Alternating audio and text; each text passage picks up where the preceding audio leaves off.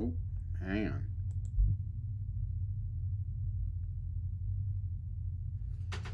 All right.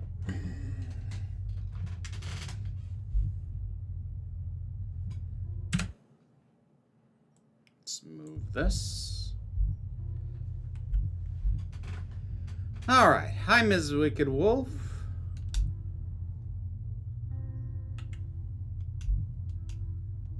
What the hell?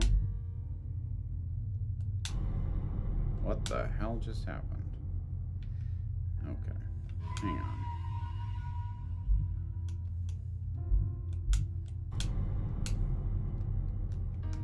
This thing got started on me early. Hold on.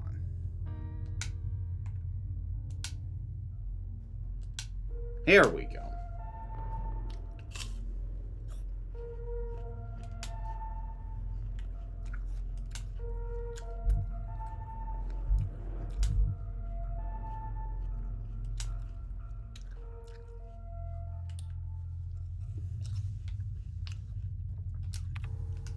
God, I hate not having a map. It's going to be especially a problem here, because now I have to remember what the frickin' layout was.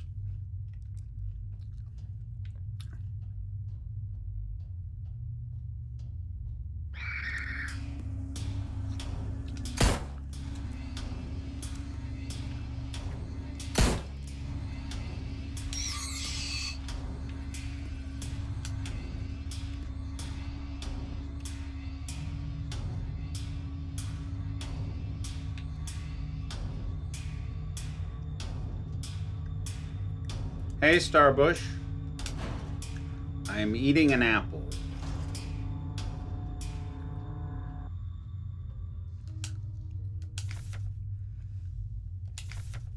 The Empress's hand.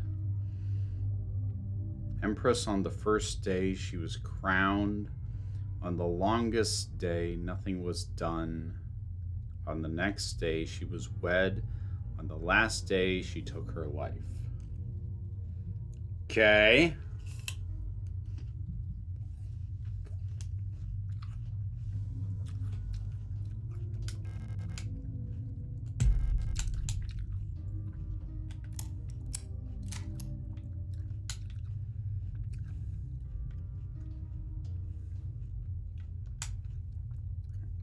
The hell? A painting of a hooded woman with mottled hands covering her face.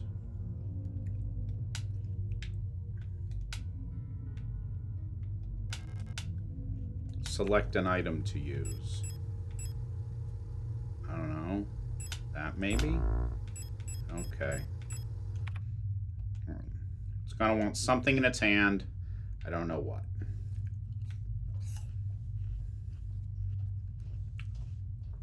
Hey there, Net. Good to see you.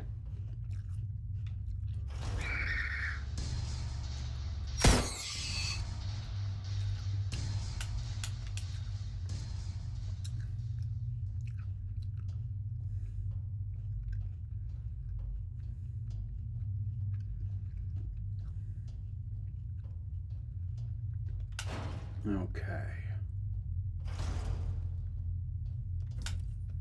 For the moment, let's put that. Let's put that in storage. And the pistol ammo.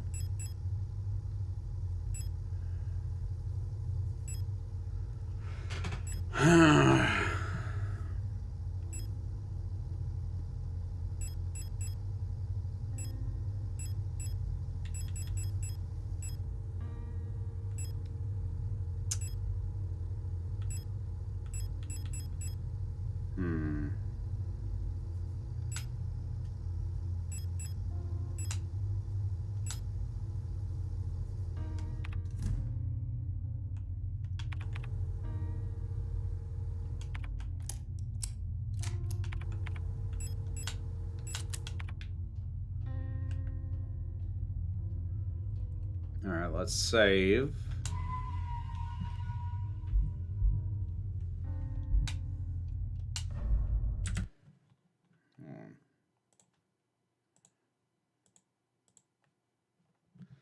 Okay.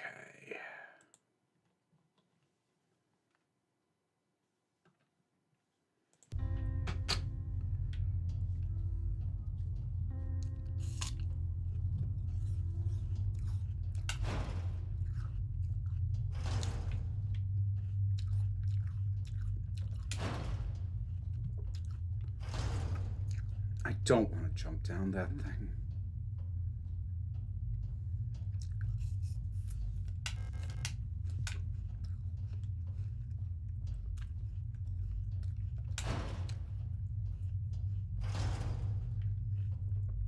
Oh yeah, I did all this.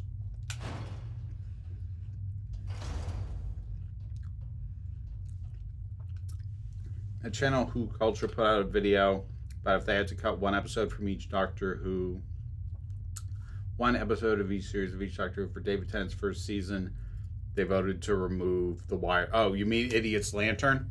Yeah, I agree too. Honestly, good on them. Because I feel like the generic answer for that series would be Love and Monsters. With Fear Her, maybe it's the second. So I feel like recognition of how harmful that episode is, how bad it is starting to get accepted and understood, which is a relief.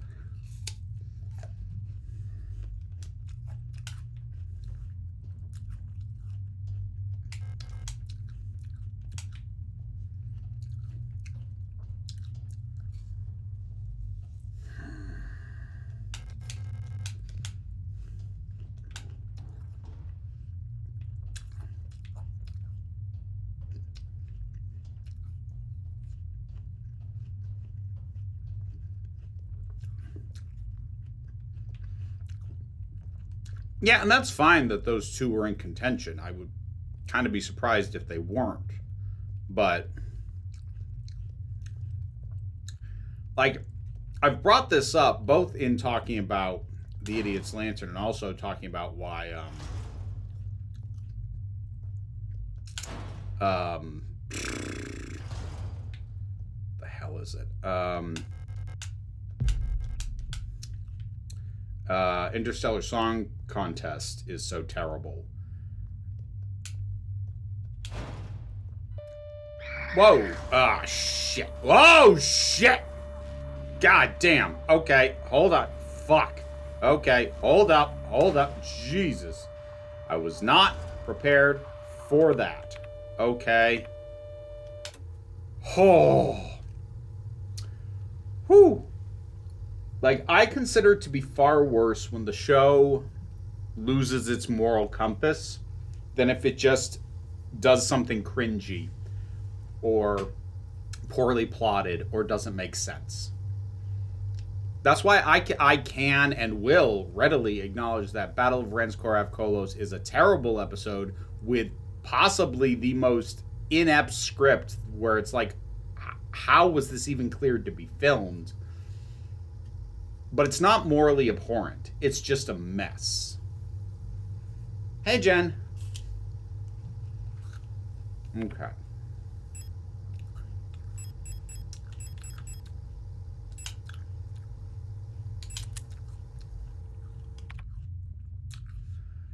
Okay.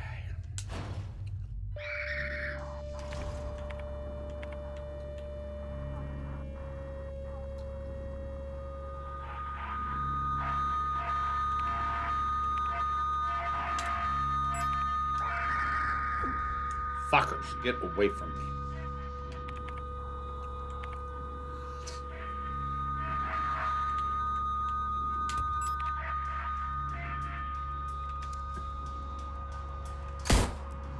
Come on.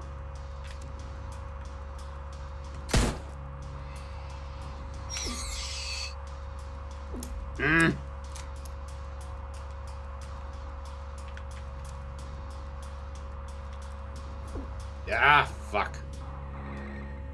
That shit. hold on.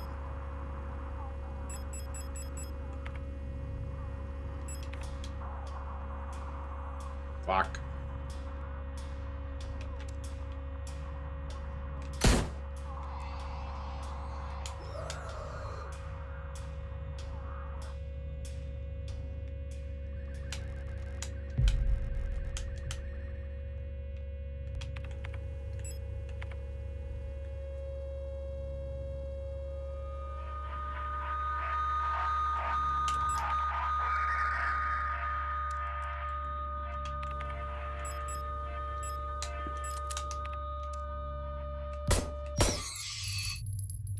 There we go. Jesus.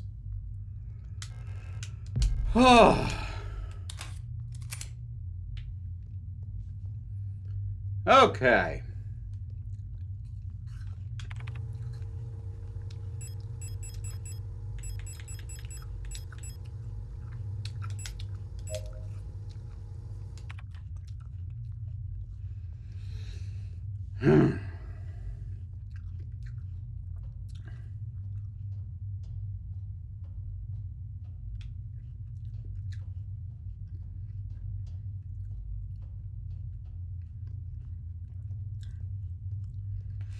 I agree, Nit, but like it's so atrociously horrible that like it's why I did an entire video calling it the worst episode that they ever did. Because like I don't think the Idiot's Lantern is good even before that.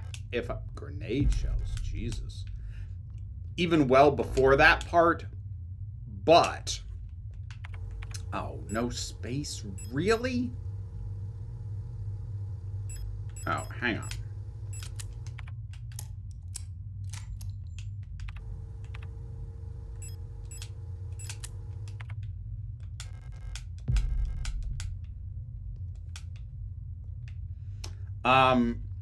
But like even prior to, you know, that ending, I don't think it's a good episode. I think it's clunky. I think the villain could have been interesting, but completely falls apart. I think the performance of the father is cartoonish to the level of caricature. You know, I don't like that episode anyway, but that ending, I'm sorry, that ending is indefensible. And I say that knowing full well what the likely reason it was written and understanding why someone wrote that. But the fact that not only was it written, but nobody involved in it at the producer level, the stars, nobody went, hey guys, are we sure we want to do this? Is indefensible.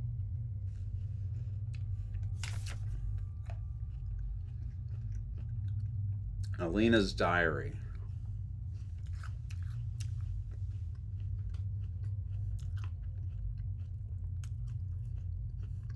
Sorry, I have to basically put the game on hold because I'm chewing. I can't read and chew.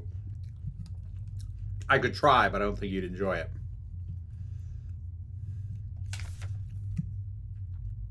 How long has it that I've been down here? How did I get here? Where is this place and why am I here? My memory feels so blurry, as if I had always been here forever. Even my hair is slowly turning white. I remember my name, I remember my life, but I also remember a different name and a different life, and it feels like the line between her and me is blurring the longer I stay here. I don't think it's wrong, Ms. Wicked Wolf, but I think it is misguided. I know in my earlier complaints about that episode, I kind of took it out on Rose as a character, and it's not her fault because this is why I say it's indefensible. A lot of it has to do with the framing. Like, the music that is cued for that. The way the Doctor's performance signs it off as an okay thing to do. I think it's actually defensible that Rose said what she said. What's not defensible is that the episode validates it as being correct. That's what's wrong. Exactly, Ned. Exactly. And the answer is they don't. Well,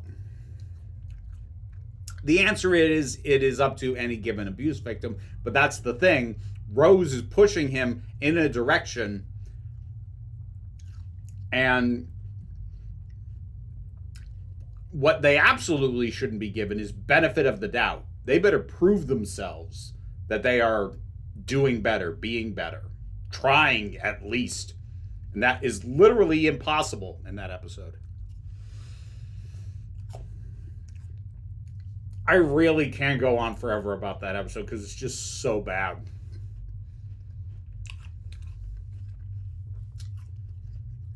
The thing is, I know I've said before that I think it's still worse than the Interstellar Song Contest. The more time I sit with that episode, I'm not sure that's true. The Interstellar Song Contest might actually be worse. I'm still debating that. I'm going back and forth on that.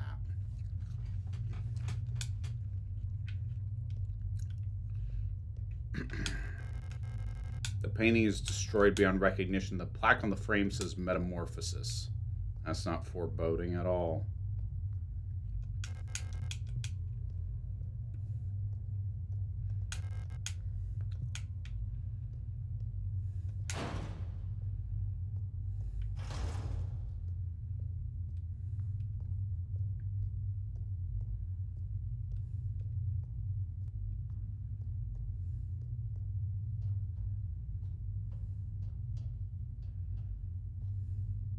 Yeah, and that really is the thing, Nit. Like, it's not even like a choice that he makes. It's a choice he is pushed and encouraged into. Because I am not going to tell an abuse victim that they have no business maintaining contact with an abuser. That's not for me to say. If I think it's harmful and I know this person personally, I might say, I really don't think that's a good idea. But it's not my place to dictate for somebody else. He was a child. And Rose was an adult. And she gave him the worst advice in the world. And he listened.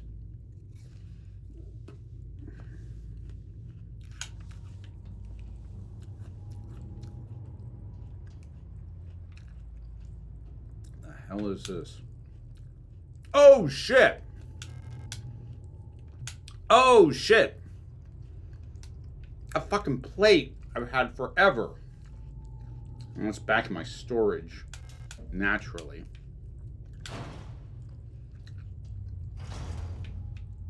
So is this, wait, is this now just opened? Awesome. Yay. Unlocked from the other side. Good. Good, good, good.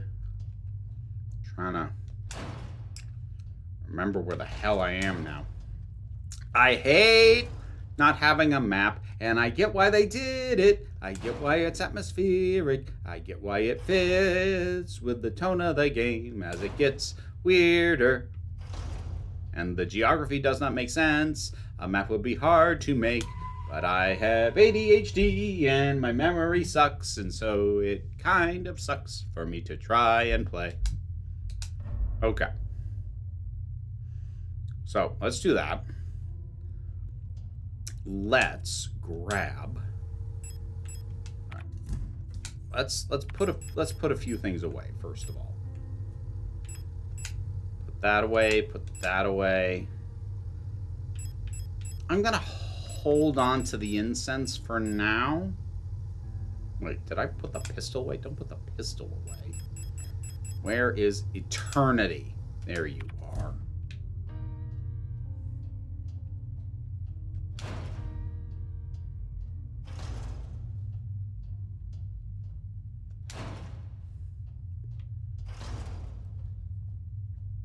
Yeah, like the notion of what it is that happens, there are ways to do it so it's not horrific, Nit, but like the episode doesn't do it. It just does the worst version of the thing.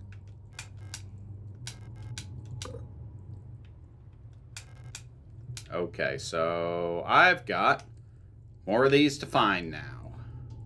I want a goddamn map.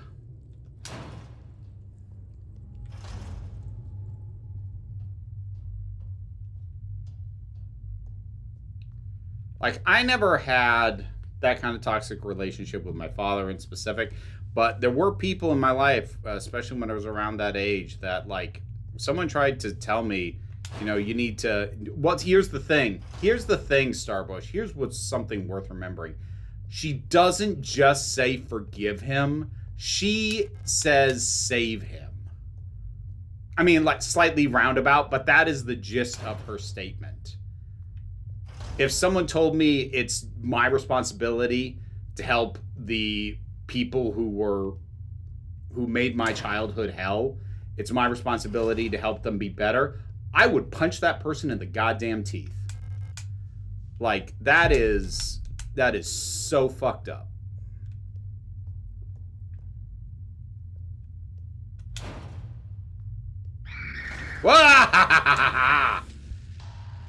Okay.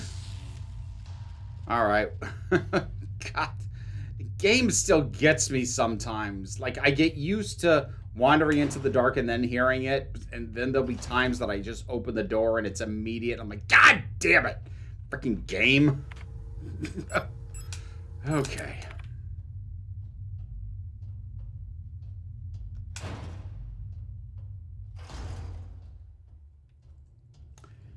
I hope everything's sorted now, 255.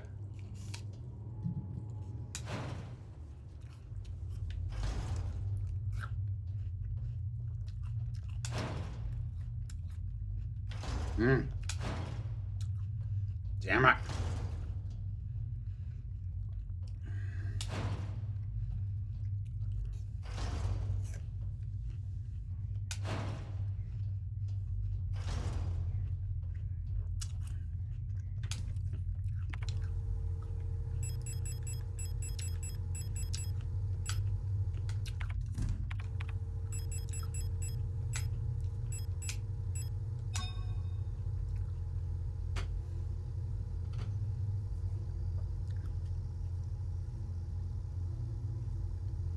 Hexagonal, wait a minute.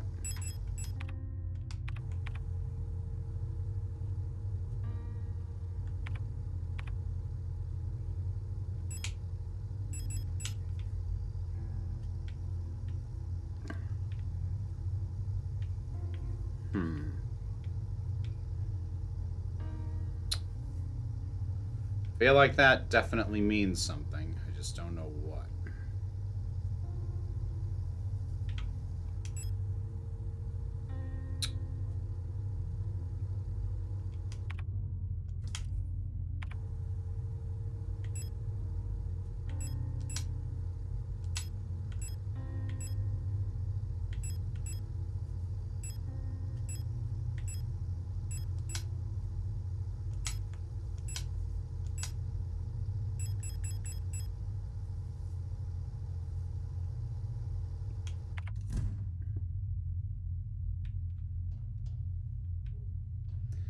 Can't save anyone that doesn't want to be saved. Yeah, I'm like, that's an incredibly important thing that needs to be instilled in more people.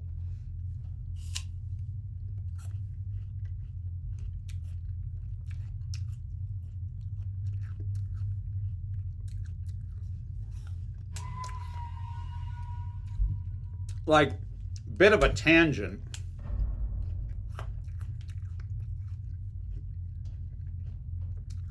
This is one of the reasons I'm slightly nervous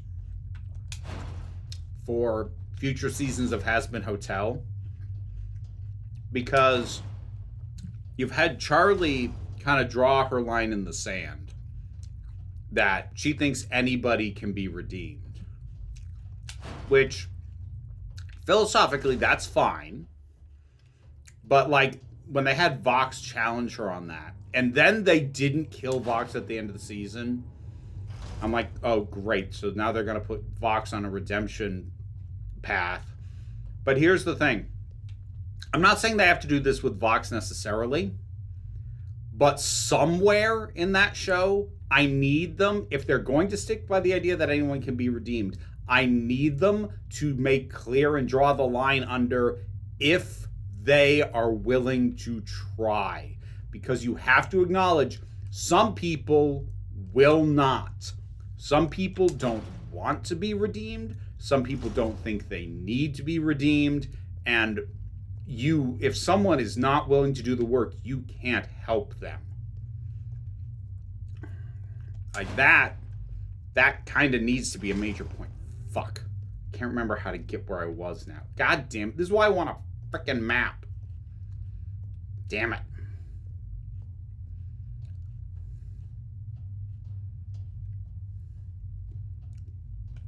That too, context.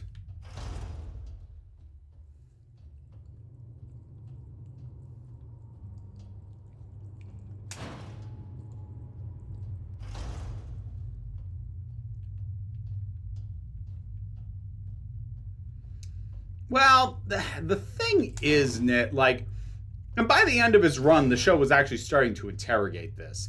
But the 10th Doctor was was kind of a prick, and like his whole I will offer you the chance to surrender once before I destroy you, that whole shtick, that didn't absolve him of the things he did, but he kind of he acted as if it did. And I feel like the show started to confront that towards the tail end of his run. But yeah, there was definitely a lot of instances where he's like, stop this or I'll end you, and they go no, and then he just does. You know, his whole thing, no second chances. I'm that kind of a man. Oh, I still haven't figured out the... Oh, incense! Oh! Oh! Nice! I just happened to have it with me. Yay! Okay, that worked. Nice. Nice, nice, nice, nice, nice.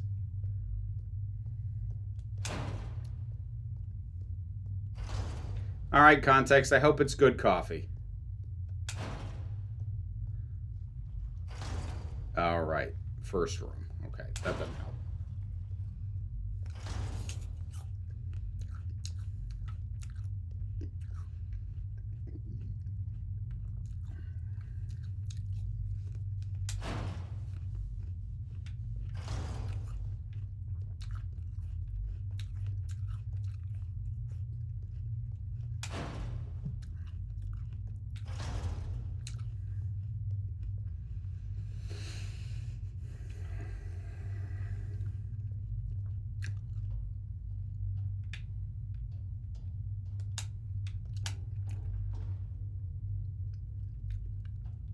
Not yet, 2:55. I have been busy.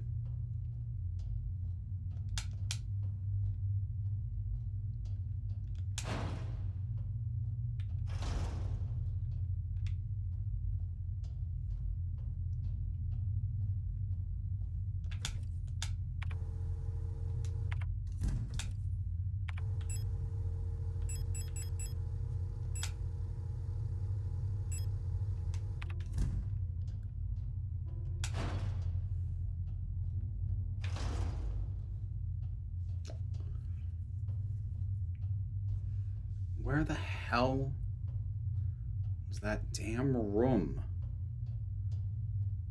Fuck. This is why I need a map!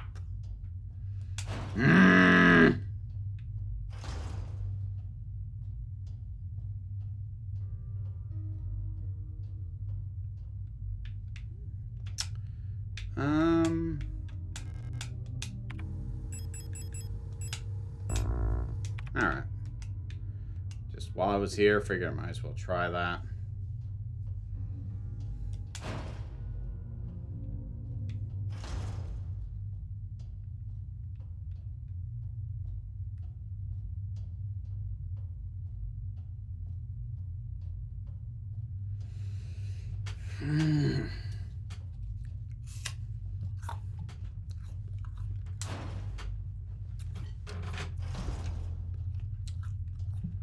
All right. So hold on.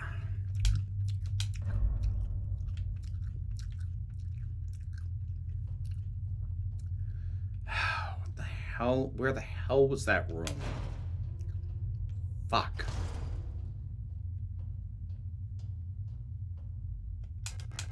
Can't go that way.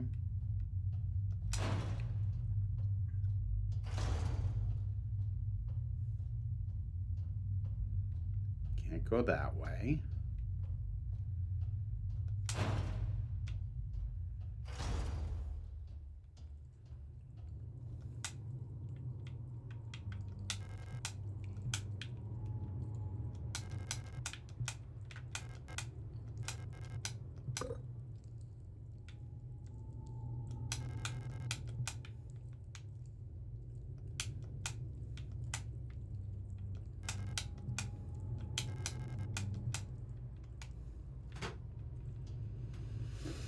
I opted for tea this morning myself.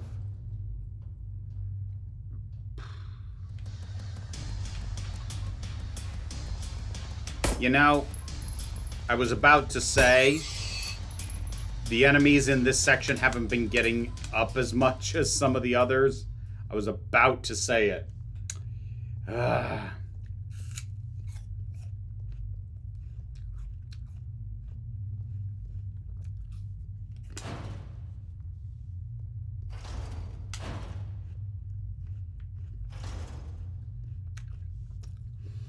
It was good to see you, Jen.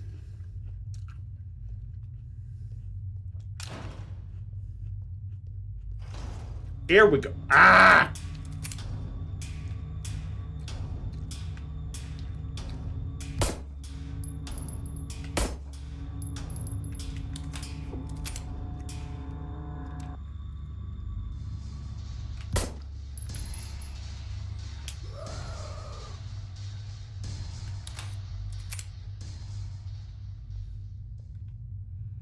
Okay.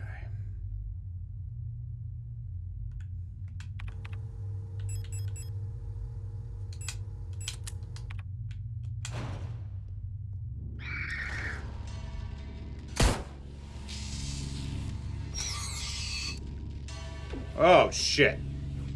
Whoa, that's too much. Fuck.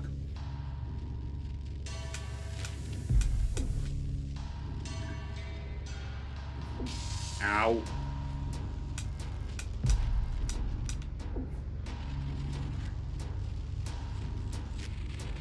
Please tell me there's a door up here. Please tell me there's a door up here.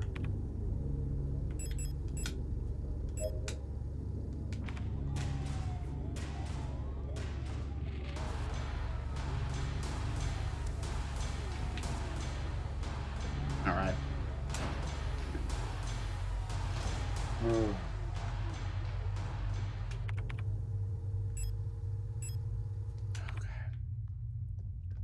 I need to be able to look around. God damn it.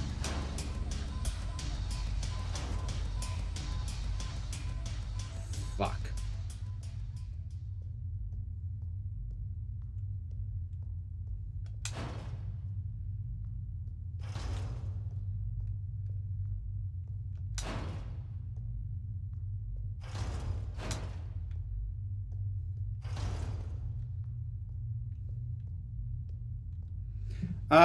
No, I forgot 255, so hang on.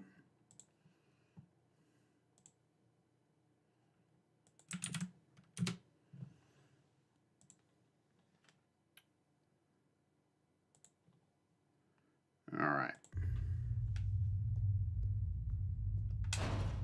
Where did this go? Oh, right. Okay.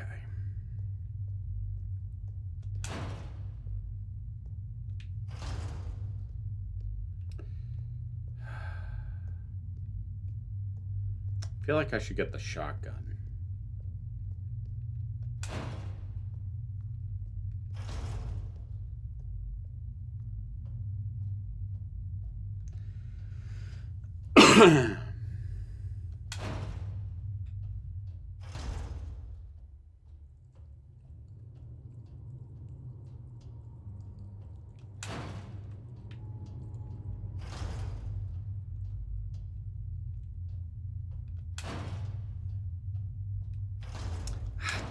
Damn it.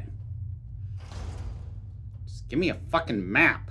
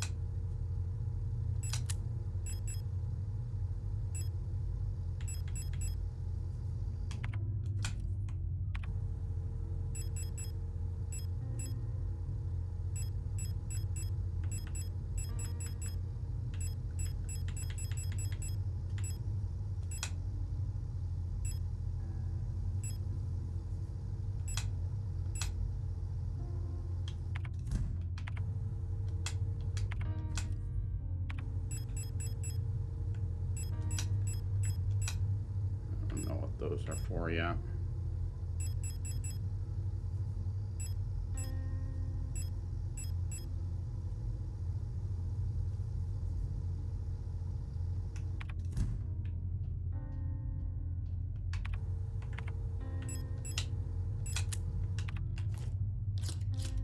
All right. We're going to save, and I'm going to try and clear that room. We'll see how that goes.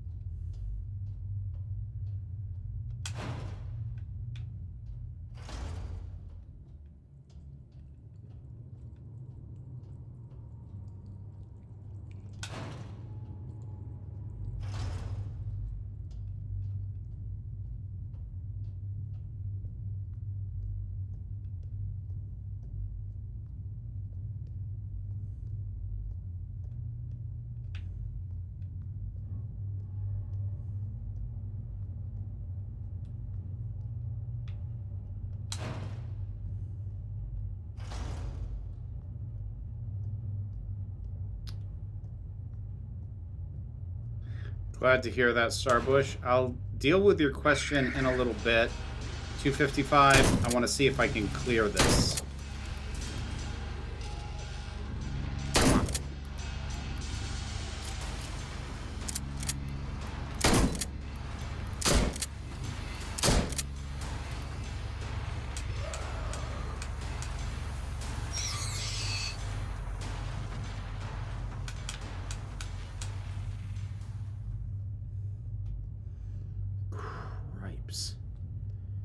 Really can't see in here.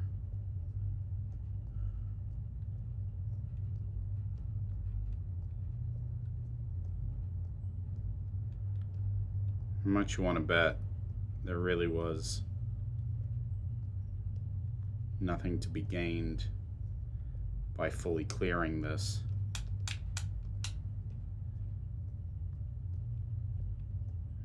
It was just the items.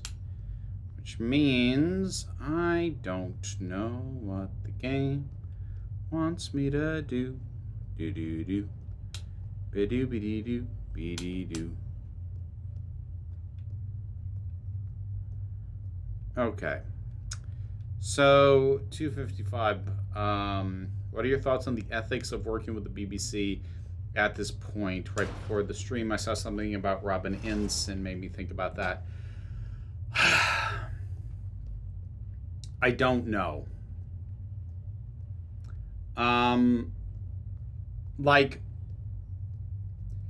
I think at this point, it may not remain this way, but at this point in time, I think there is an argument to be made in either direction.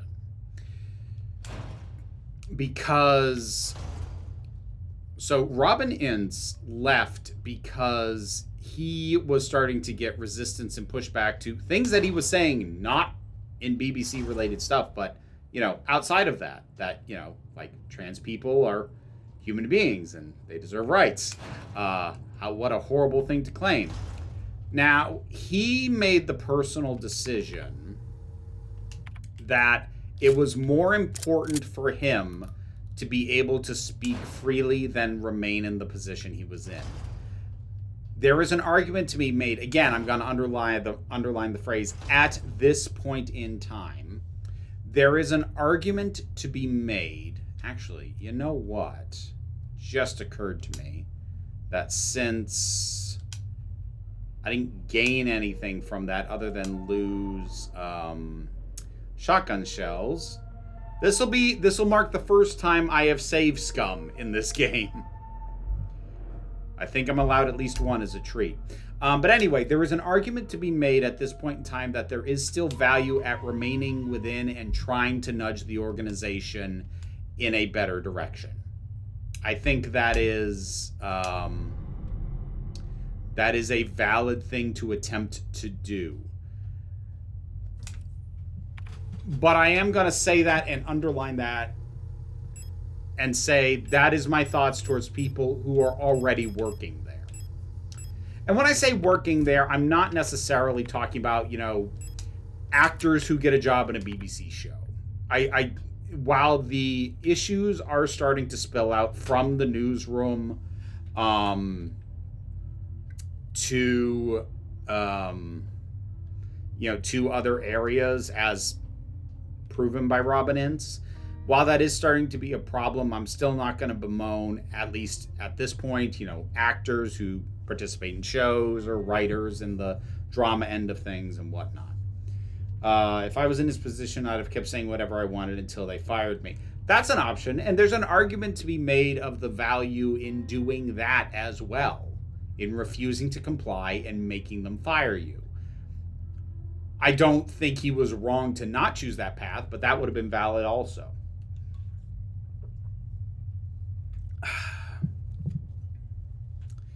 So, all right, I'm going to check something because I don't know what the game wants from me right now. And when I start having that feeling, that's usually a just check a walkthrough moment. So hang on.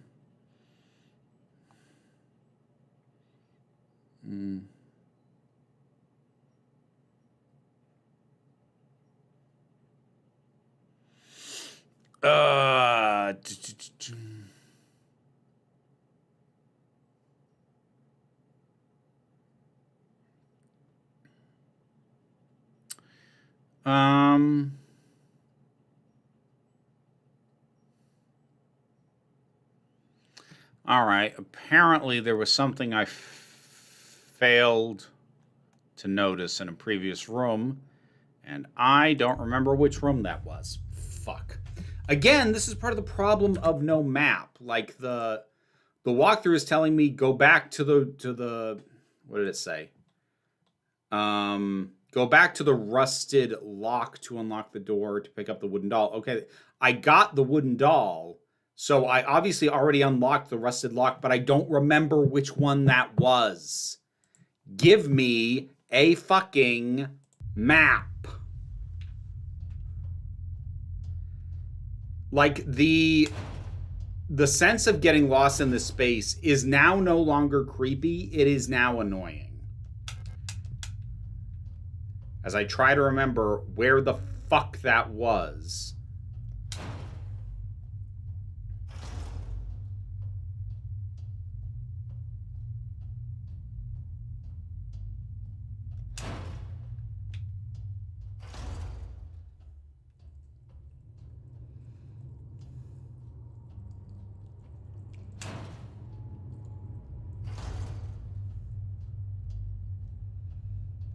Like, games like this have, and up until this point, the game's been very good about this. But games like this have to be real careful with their labyrinthine design, because when you're first exploring it, it's creepy. But if it starts getting to the point where you're like, I forgot where the hell I was, like, eventually it stops being something that creeps you out and starts being something that just irritates you.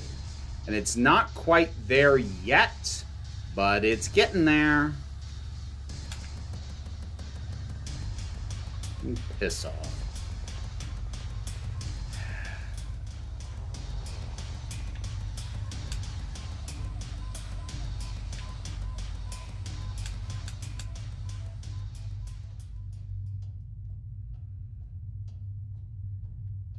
Do I think Crash Bandicoot would make me nauseous? I don't know. I don't really have nostalgia for Crash Bandicoot, so I'm not inclined to try and figure that out.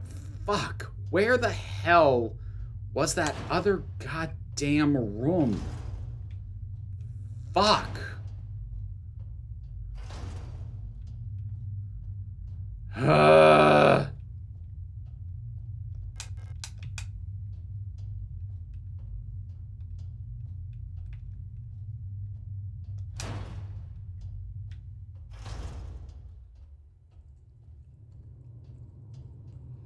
So this is really irritating because it feels like there aren't that many doors. But obviously I'm still fucking missing something. Or I missed something previously, and I don't know what. All right, what was over here? This.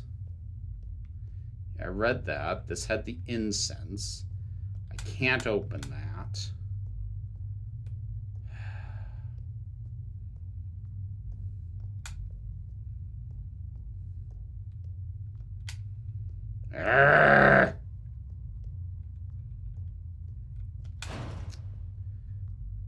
So that's a dead end.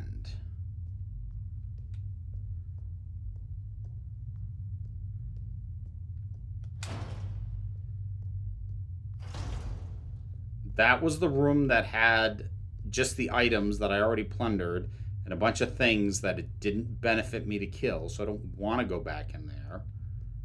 So where the... I'm sorry to hear that, 255. Where the fuck?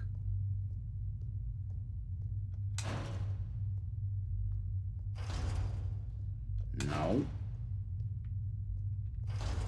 God damn it, man.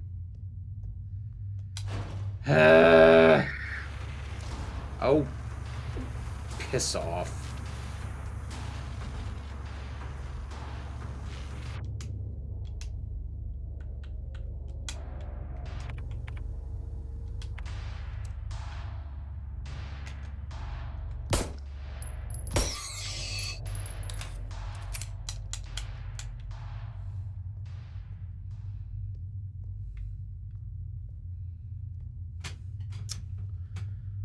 Where the fuck? There was another room. Where the fuck was it?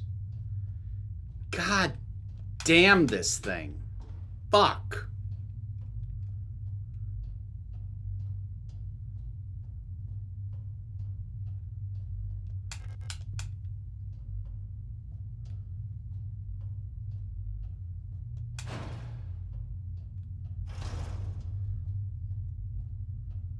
Where did this go?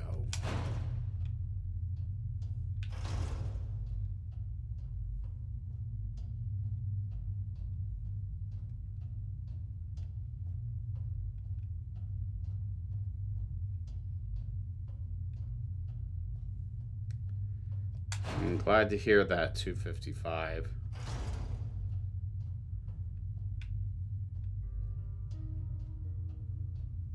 Oh, yeah, this fucking thing. God damn it.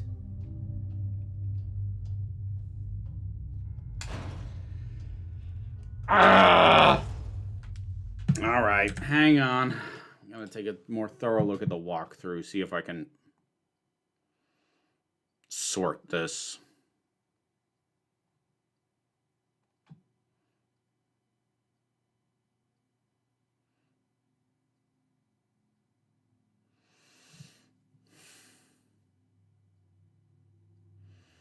Okay. Shit. Oh, I should have guessed that. All right. It's time to do the thing I've been putting off for a while.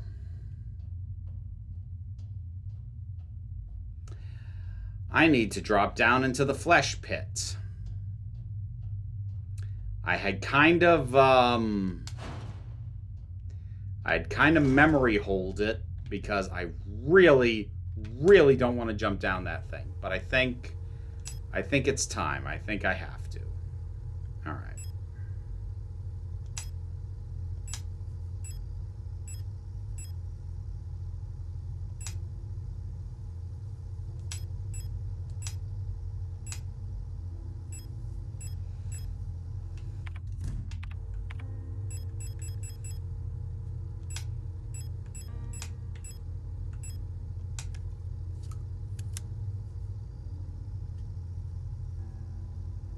Repurposed as a grenade launcher.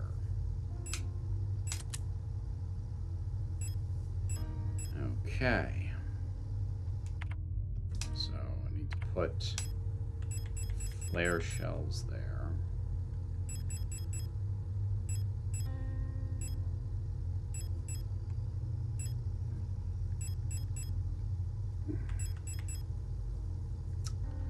So I've got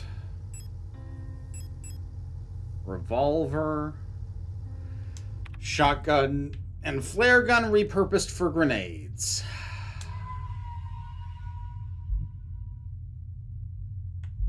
I don't know what's down that hole, but I'm gonna blow it up. Just got a mental image of some council electrician somewhere being, okay, don't touch that again. All right. Okay. God damn.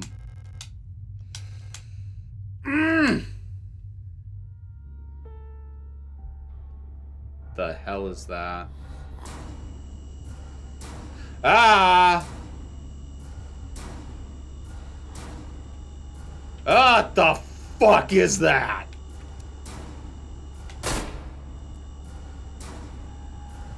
Jesus. Oh, get away from me. Ah, fuck, man. God damn. Okay, hold on. Feel like I'm gonna need that. Alright, well. There's my... Oh, fuck.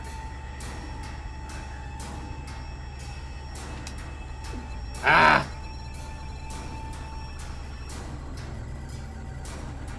Oh, she's loading a gun. So wait, so do I just have to stall this thing? Did I just waste my shots? I feel like I might have just wasted my shots.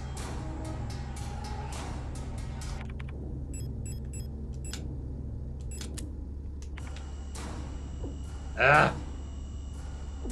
Fuck.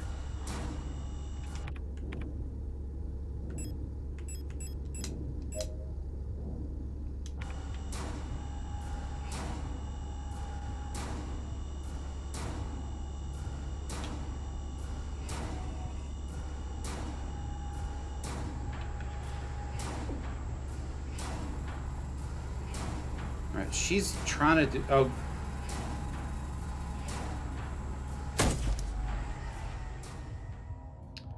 Okay, so...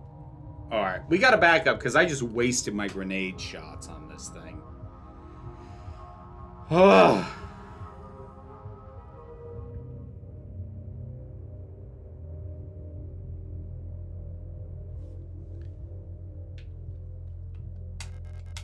She won't wake up. Alright. Hold on. Return to the menu.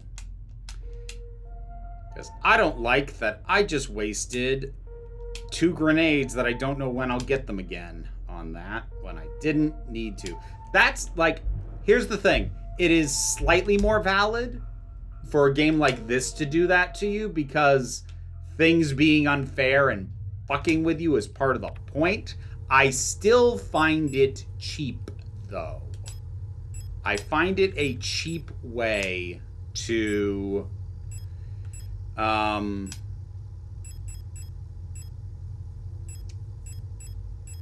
you know, just make the situation hurt. I don't much care for it. No siree, Bob.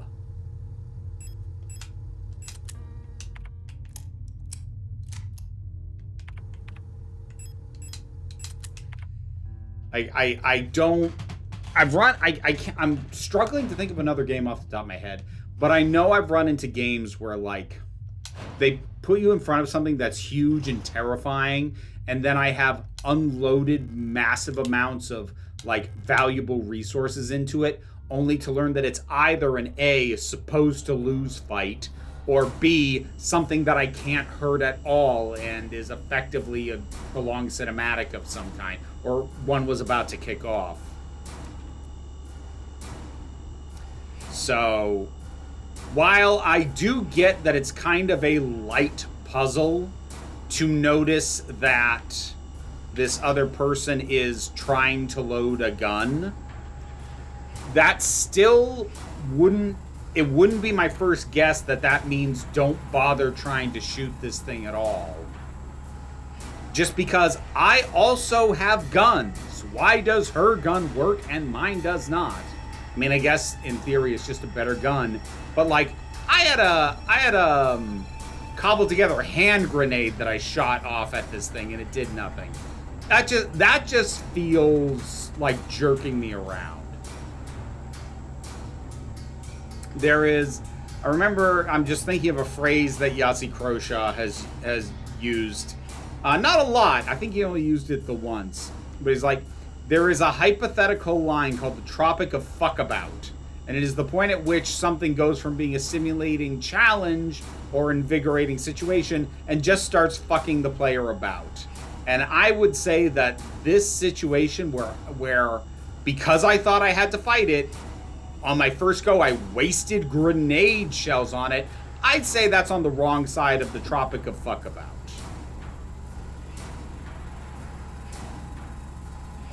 I'm still enjoying the game, Beatmaster, but like it's doing a handful of things that I understand why the decisions were made. They aren't actually contributing to the overall experience in a positive way. The lack of a map is kind of the big one.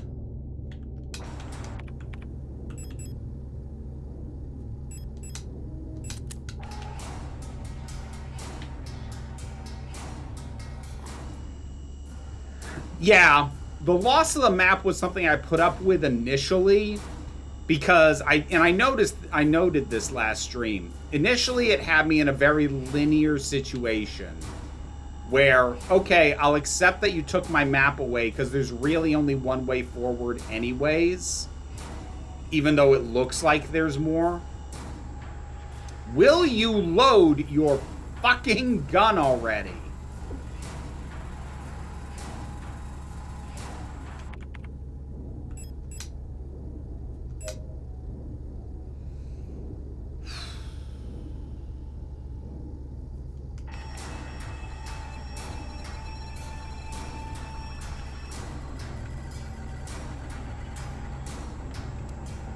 Like, does the game need me to try and shoot it?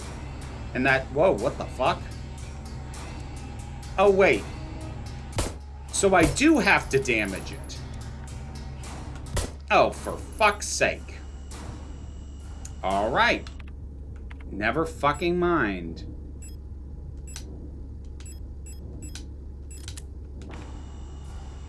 So it's not just that I have to avoid it. I do have to actually do some damage.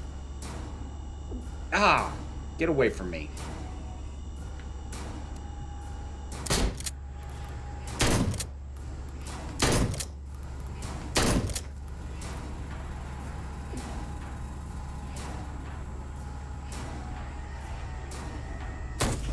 There we go. Okay, so the game did still require me to do some damage to the thing. Okay. So I guess technically I didn't waste the grenade shells. I just made the fight a lot shorter.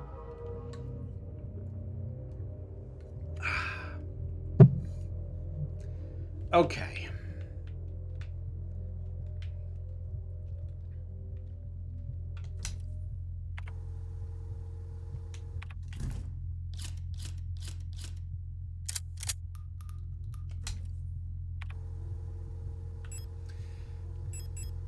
We're gonna put... Do I have more pistol ammo? No. So we're gonna put the pistol away for now.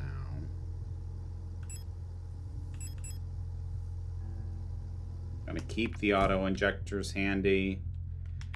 Gonna go with the revolver for the time being. What's this? Thermite. Okay.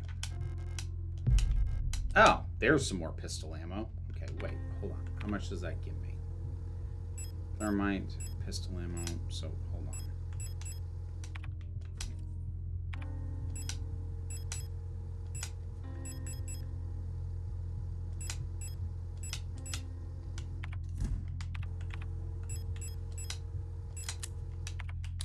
So that's almost a full clip. Almost. Right. So we'll still leave that behind. Do I have any more shotgun shells? No. I do have more revolver ammo, so I'm just going to keep that on hand. I don't have a rifle.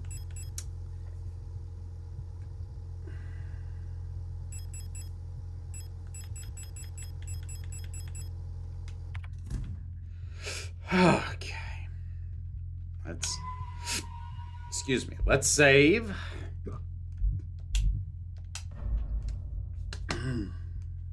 Great. Get hiccups out of nowhere. Frickin' lovely. What is this? Where does this go? Oh, right back in here. Okay. And there is nothing else of interest in here. So let's just never go in there again.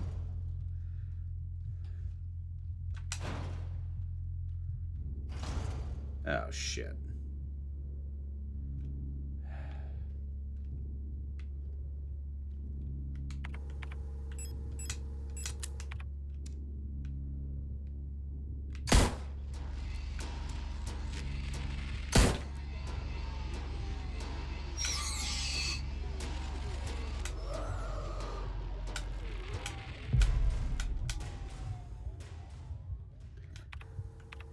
Again, I know I keep defaulting to like Yahtzee Croshaw quotes, but like he's the only video game reviewer I watch with any regularity. So I think it was when he retro reviewed Resident Evil 4, there was a specific phrase he said. It was like, it'd be nice if the game could distinguish between an actual boss fight and something that's about to turn into a chase sequence after a little bit. Because if that's the case, I'm not going to waste my few precious Magnum bullets on it. Yeah, that was kind of where I was feeling. All right.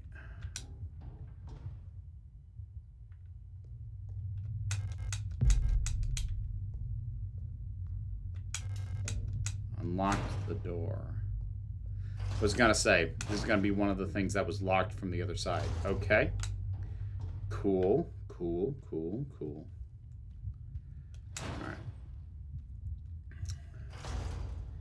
I need to try, if I can, get through this whole flesh pit sequence.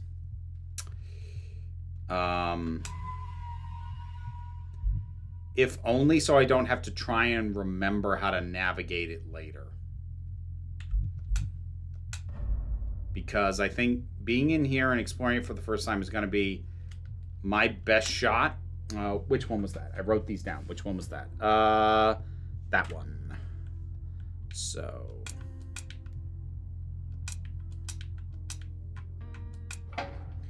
I am proud of myself for figuring those out. Ah, fuck. God damn.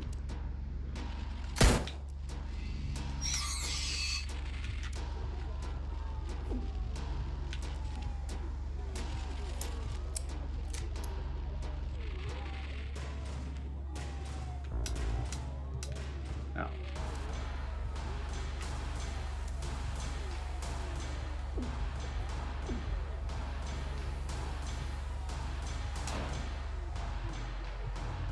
Got too much stuff in my immediate inventory. What can I put away? Let's put that away for right now because I've got repair sprays. Put that away. Okay.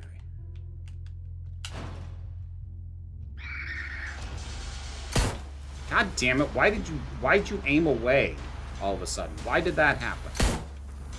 That's annoying.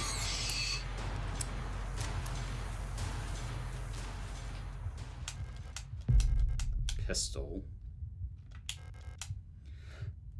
Nitro Express. Yeah, that's rifle ammo, and I haven't found a rifle yet.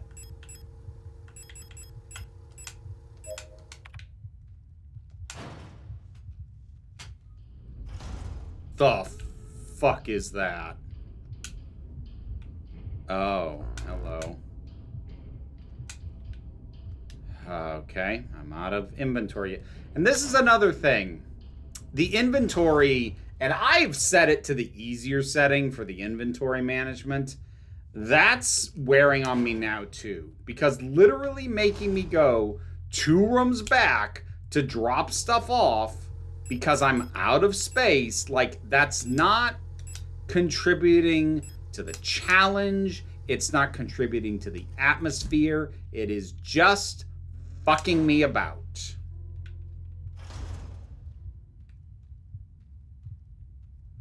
Inventory limits in general, in most cases, I think are misspent effort.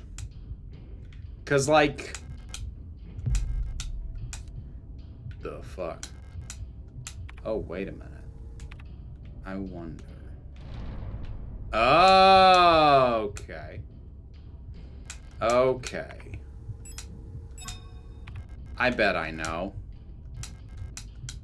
I have a good idea. Honestly, yes, Beatmaster. Give me a bag of holding. Because, like, let's take this game. I get the theory behind a really incredibly limited inventory. It makes you feel vulnerable because you can't always carry everything that you want. You can't carry every kind of gun. You can't carry, the ammo only stacks so far. I get all that. But while I understand all that, the sense of scarcity is already established with how limited the ammo is and the fact that the enemies can get back up and you might have to use more ammo on them when they do. Like, that is a system that already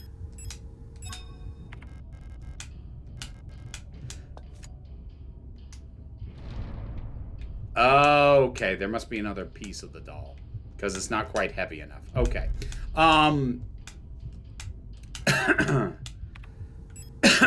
Anyways, like, there's already a very effective system in place that makes me feel like I don't have everything I want. And if you want us to have limited weapons, like, restrict us to 2 or even 1 weapon at a time. Restrict the weapons separately from doing this overall item restriction thing.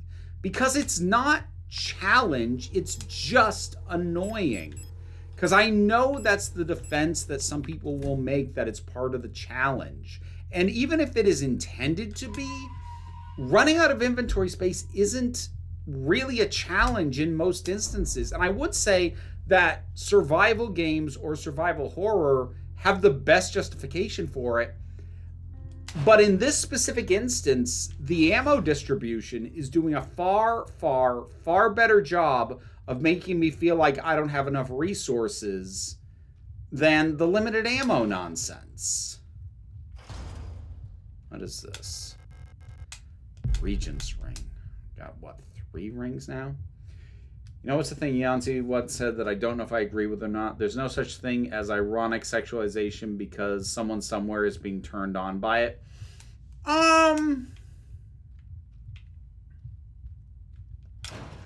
I think he is largely correct about that. So, like, here's the caveat I'm going to put on that statement. He's not wrong. That having been said, that doesn't mean that there is no value or no reason to have a character. Rusted King. It's not my full inventory. That's my full fucking inventory. Now I gotta go back. God damn it. This is what I'm talking about. You force me to stop doing the little mini maze. Now I have to go back just because I'm out of space and just start it over again. That's not challenge, that's annoyance. But anyways, like, I do think he's right in that ironic sexualization, which you get with a character like, say, Bayonetta, and arguably like 2B from Nier Automata. There is an argument to be made that they are sexualized ironically. Or hell, we can step out of video games. That's probably the defense that would be made of Zack Snyder's movie. What the fuck was it? Shit. What the hell was it? Sucker Punch. The defense with that will probably be its ironic fetishization. And he's not wrong in that even if you do it ironically, that is going to be indistinguishable from doing it sincerely, and somebody's going to get off to it. He's right. That having been said, that does not therefore follow that there is no valid reason to do it ironically. There are points that you can be making or things that you can be exploring where you are not taking it at face value but doing it anyway. There are absolutely ways of going about that and reasons to do that. So he's right, but I went off on that whole thing just now because him being right does not therefore follow there's never a reason to do ironic sexualization, because I don't believe that. And I don't want anyone to misconstrue my agreement with the statement as a blanket condemnation of any kind. Here we go. Plate of flesh. Oh. I don't think I can even get to that one. That makes sense. That this whole thing is done up in incredibly sharp, thin monofilaments that would cut me to ribbons if I touched them. And it's the plate of flesh. Yep, that tracks. Metro 2023 uses it as a way that fits the scarcity of the world in gameplay. Yeah, I never played the Metro series, but I know that they use ammunition as currency. So like you have to weigh the pros and cons of giving up the thing you need for the combat in order to acquire other stuff you also need. Like that's solid balancing of those elements.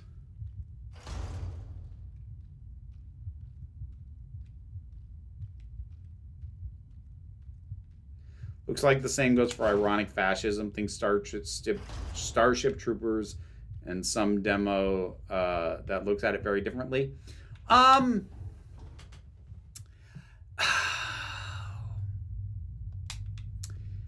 don't know if I would go that far, and here's why. Broadly speaking, I agree with Mel Brooks that there is a value in lampooning, making fun of, and laughing at Nazis, as long as you're careful not to diminish their crimes in doing so, because it makes people embarrassed to identify with those ways of being and those beliefs, because everybody will mock them for it. And I do think there is a value in that. And I think that something like Starship Troopers, you could argue it didn't quite thread the needle, but that was what it was attempting to do. And I do think there's some value in that. Like, again, there is a difference between this inherently is this no matter what you do with it, and saying, therefore, you should never do it. Like, you got to be really careful. Oh, whoops, that wasn't where I meant to go. You got to be really careful about where you equate things, because, like, for instance, I think, like one that's a real common go-to is Fight Club. Like, it is trying to show the hazards of toxic masculinity, but because as part of the narrative it has to show the appeal of toxic masculinity, it runs the risk of contributing to the very problem it's trying to point out. That is a problem. It's also been said that you can't truly make an anti-war film because by nature of depicting war with clear protagonist that we are meant to root for, you are glamorizing it to an extent, no matter what the specifics are. I think these are valid critiques, but I don't think these are reasons to stop trying, as long as you're doing it very seriously. Like, if you're going in and saying, I understand the hazards, but I think I can do something with this, I'm not going to tell you not to try. And actually, I would say there is such a thing as an anti-war movie. And I'm going to name you two. One which falls through the obvious loophole of you can depict war without having to depict the soldiers. That's Grave of the Fireflies. But I can name you an anti-war movie, an anti-war story for that matter, that does depict the soldiers, and I'd say does succeed in being properly anti-war from start to finish. And that's All Quiet on the Western Front. Like, that story, yeah.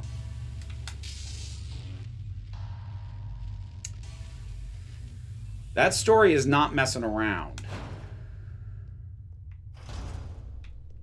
Have I been in here before? What the hell is that?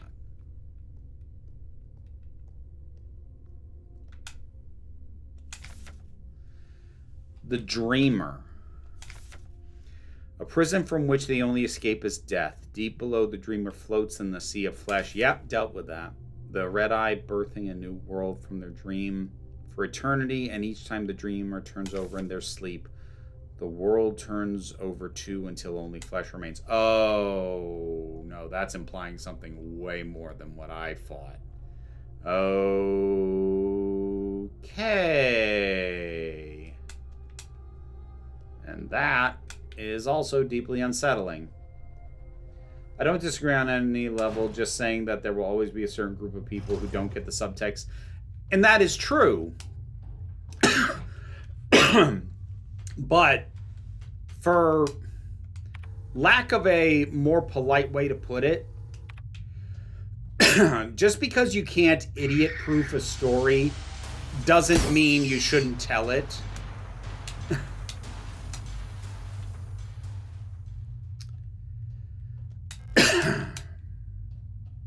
Oh, I wonder if the key I picked up is that.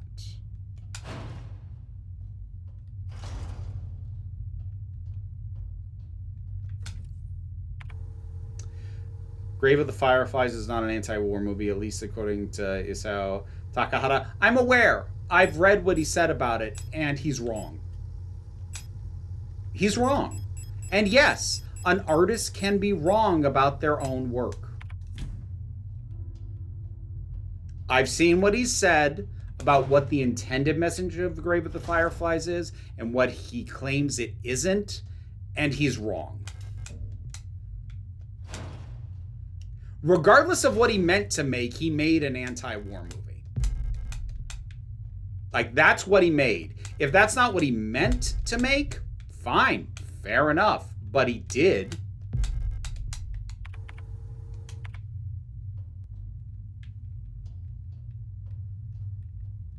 I was wondering if someone was gonna give me some pushback on that basis.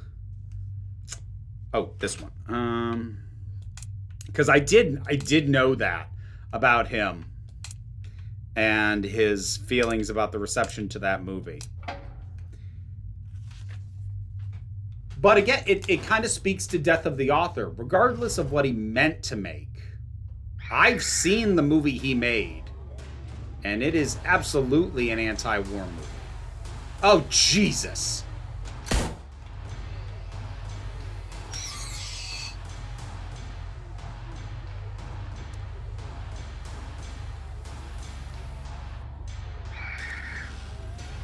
Ah.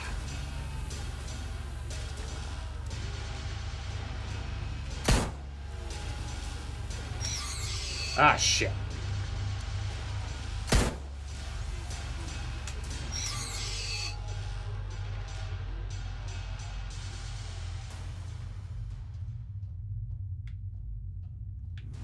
God damn.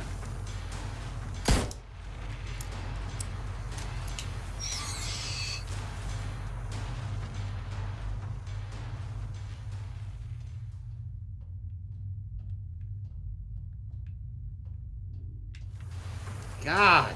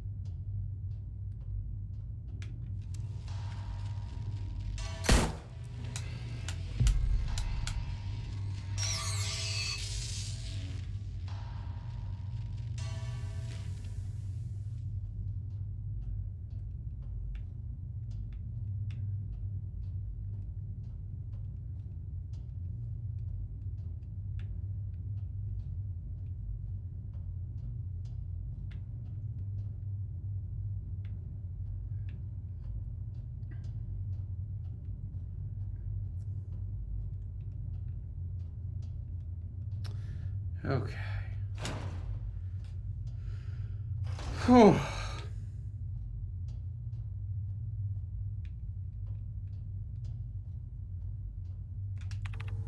How am I for ammo? Not great. I'm gonna have to go back and switch guns, I think.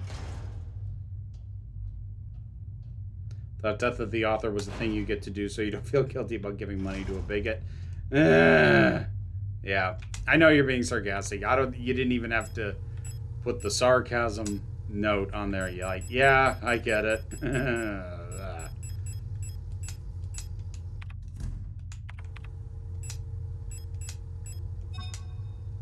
Okay. So, grenade shells, put those away. Put that away. Let's put that away. What have I got more ammo for? Right. Grab pistol and the pistol. Burn through the ammo faster because, well, it doesn't do as much damage, but I prefer to not use up my best stuff for the next couple things I'm going to try and do. And I'm already losing track of how to get to the places I want to get.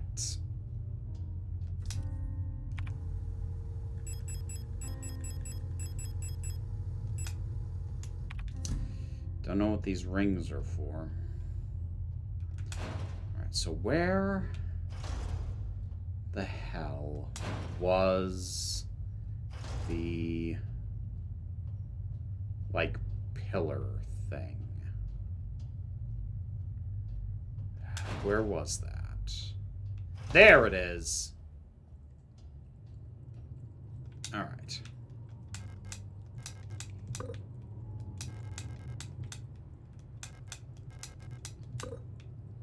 All right, and I know where the plate of balance is. So there's one more I got to find after that. Okay.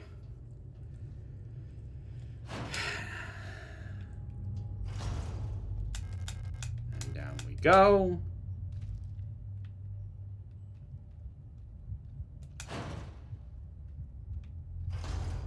All right. All right, I've got the doll. Good. That's what I want. So, now that I've got, I think, all three pieces of the doll, it should now be heavy enough that I can take this.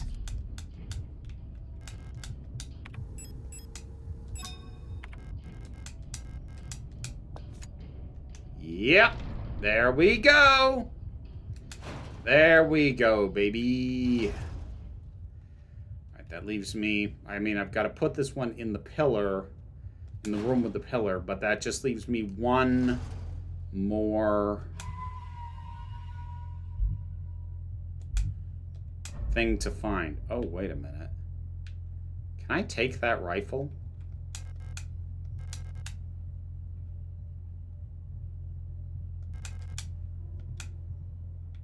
Can I take it? Ah, it won't let me take it. Great. Like, oh, this rifle's awesome. And you've been finding ammo for it. Can I take it? No. Son of a bitch. Okay.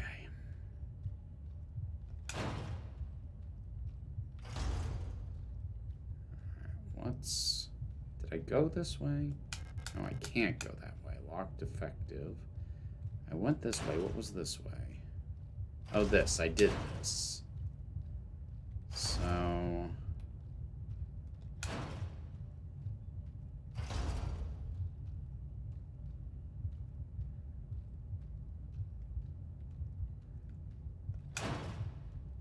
What was this way? Right, and this went...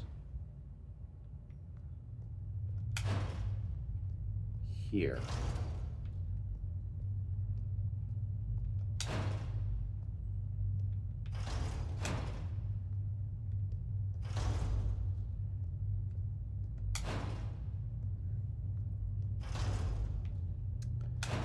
So what's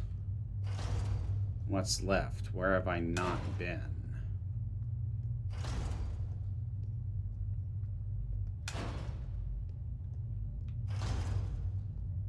Yeah, did that.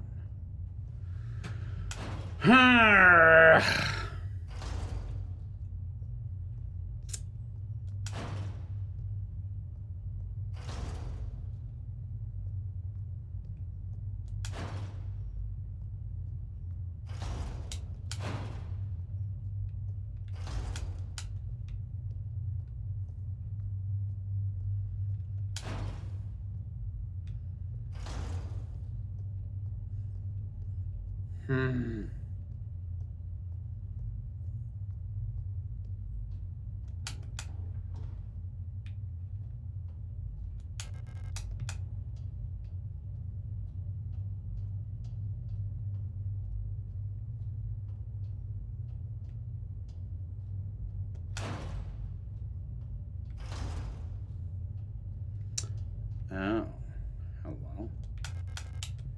Locked effective. So what's up here? No, I did that. Dang it.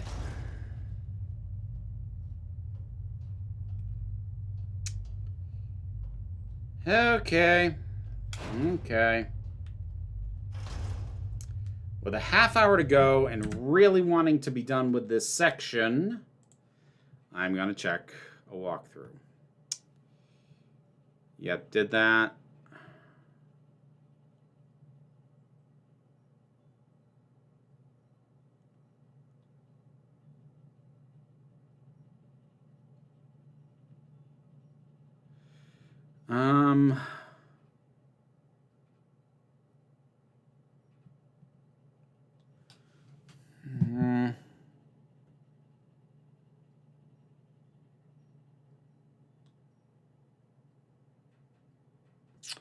Sorry, give me a second.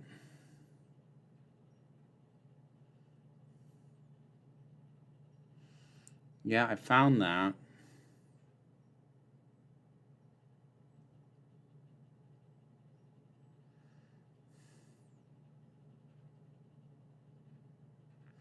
Oh, okay. That's what that's for. All right. I don't think I would have figured that out.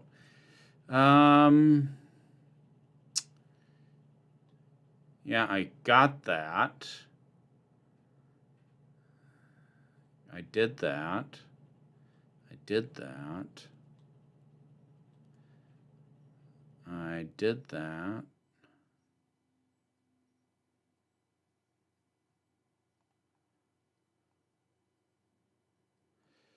I got that.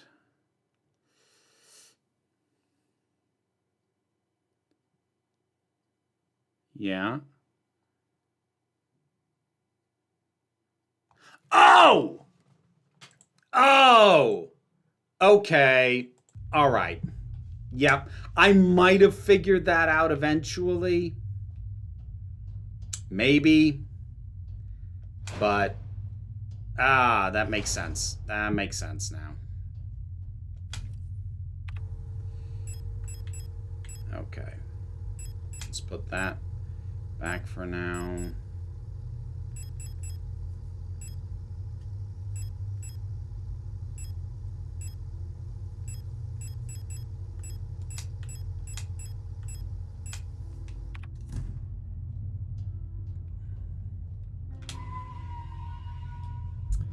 History podcaster I follow currently doing a series about the lived experience of being a slave throughout history.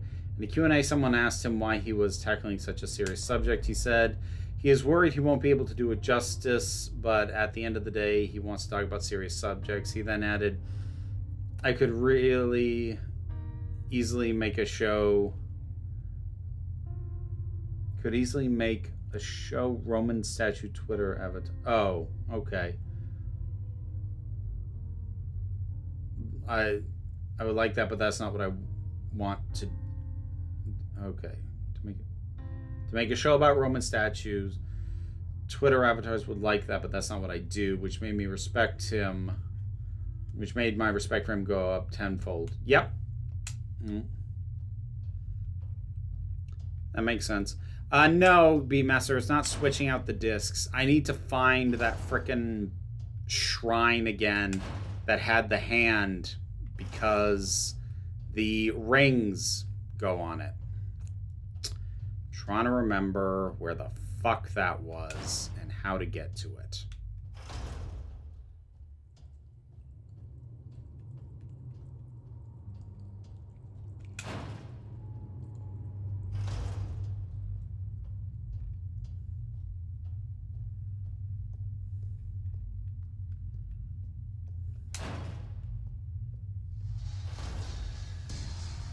Oh, piss off.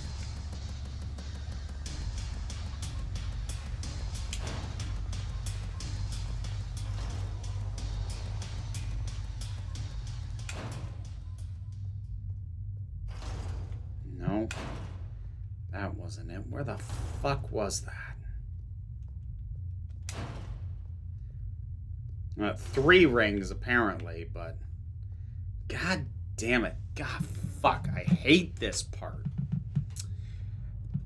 Like, this is the problem with making this shit too confusing, is that after a while, and I mentioned this before, like, it stops being creepy and starts just being annoying. Like, right now, I'm not on edge. I'm not creeped out. I'm just irritated.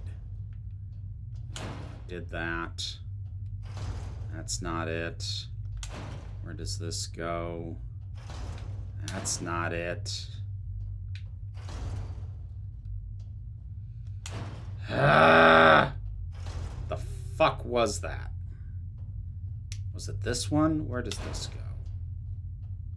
There we go. That's the one.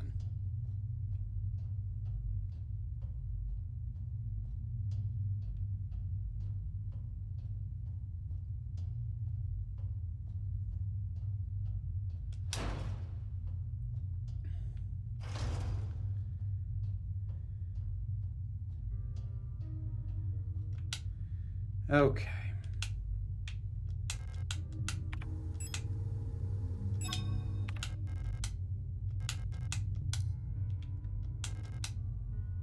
Oh, wait. Does it matter where each one goes? That's a good question. Does the wedding ring have to go on the wedding finger?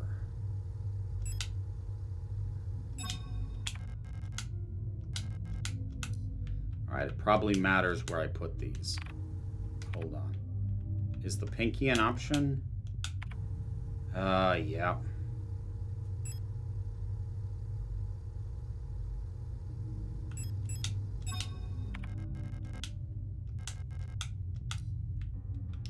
Alright, please tell me it doesn't matter what fingers they go on. Obviously it does. Ah! I have not 255. Hey, Raz. All right, this is irritating me. I'm just going to check this. I don't want to mess with this. Okay. There were probably hints in, like, the notes somewhere. Oh, wait a minute. Wait a minute. Is it right here? Is it right fucking here?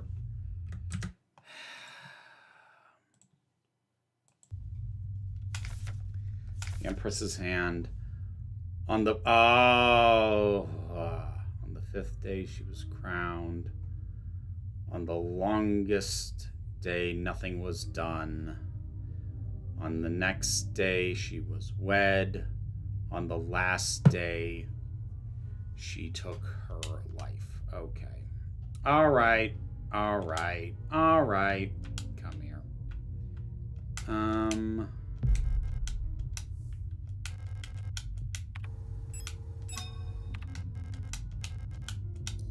There we go. All right. Finally. Okay.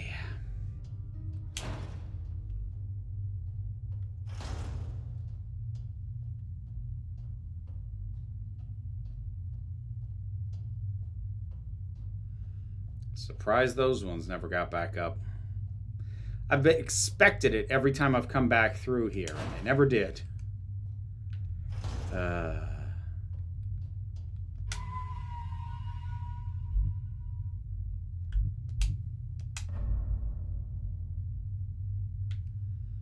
Okay.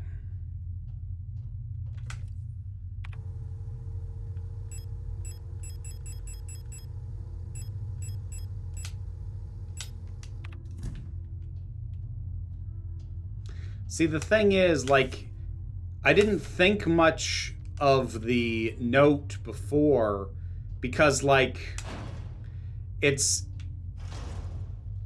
a note that is giving you a hint is kind of indistinguishable from flavor text gibberish in this game. But again, it makes sense. That's probably why the note was literally in the same room. That probably should have been a hint. Those were smelling salts. I accidentally found that in the walkthrough. I wasn't looking for it, but I saw it. And I'm glad, because I would like to help her be awake. It's you, Elster, right? Thank you for your help. Did you find who you were looking for yet? Ah, that rifle. I don't think I want to use it again. You can have it. Oh, good, thank you. I'm so exhausted, I feel sick. It's hard to breathe. The air in this place feels thick, like you could bite it. It's like there's fog inside my head. I think I need a moment to rest. All right. Got me a rifle. I think I've only got like 4 shots. Oh! Came with 2 shots in it. That's 4.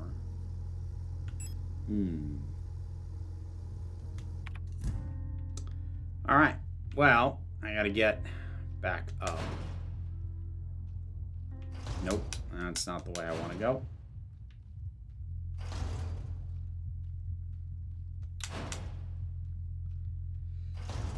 The rifle definitely strikes me as a boss, along with the hand grenade, strikes me as a use on a boss kind of weapon. Since, like, well, unless I run out of ammo for it, I've got the revolver for one-shot kills of standard enemies. Sorry if Roman statue Twitter avatars isn't a euphemism you've encountered before. It isn't. I think I get the gist of it, but no, that one I was not familiar with.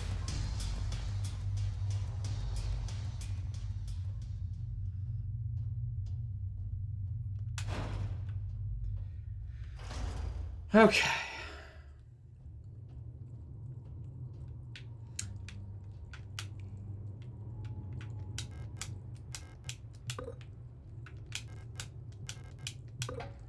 There we go.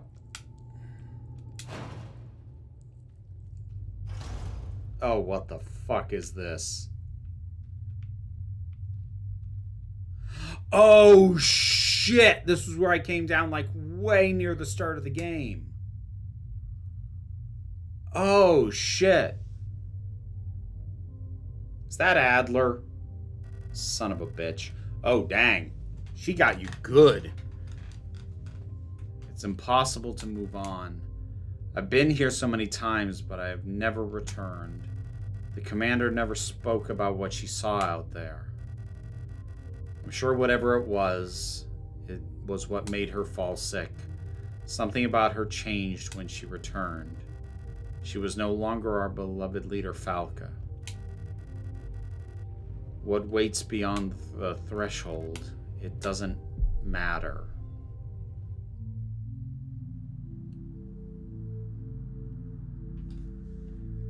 Okay.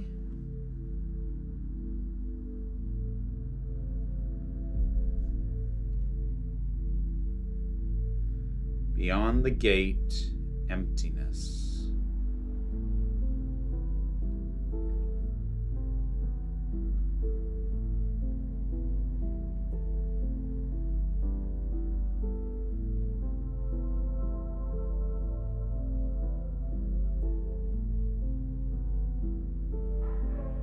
Who are you? Whoa.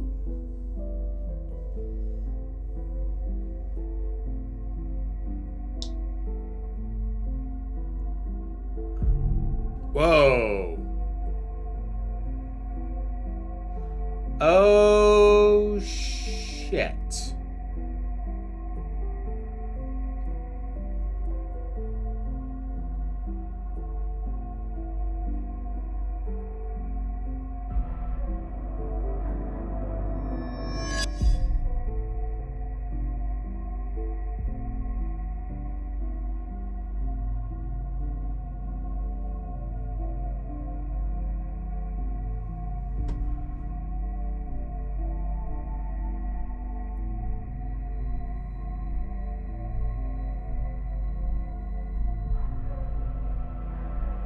Whoa.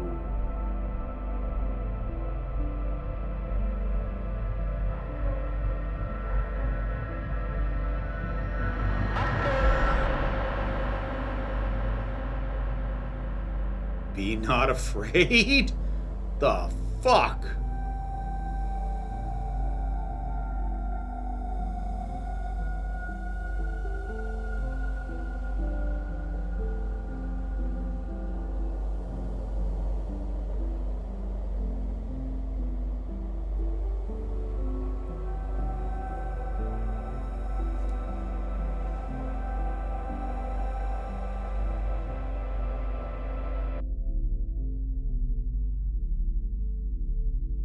Remember our promise.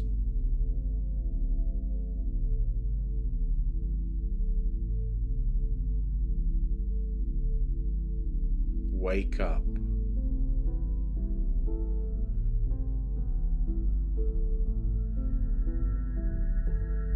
Very Ghost in the Shell, that image.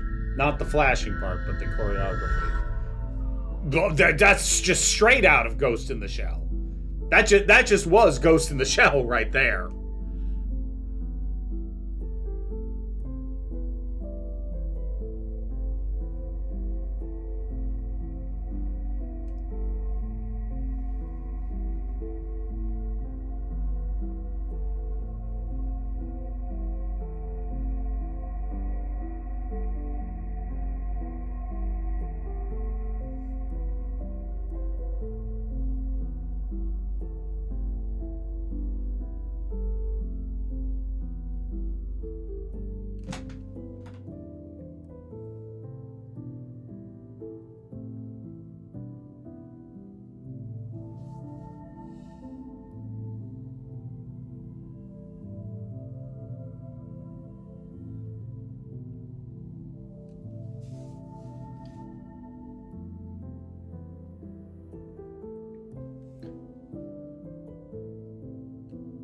Uh...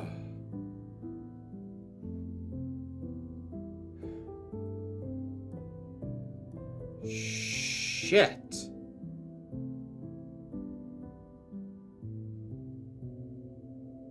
I'm not sure, Beatmaster. That might be the intended ending. I don't know.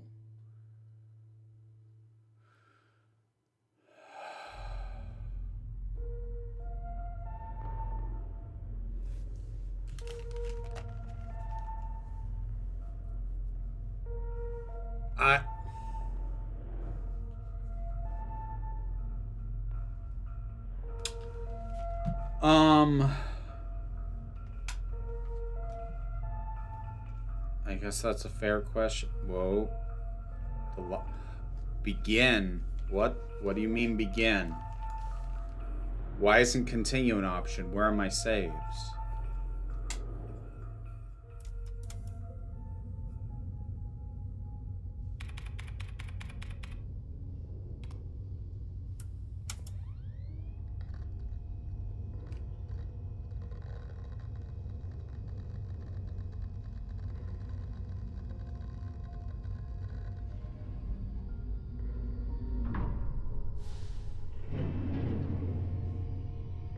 That's the beginning. That's where I started.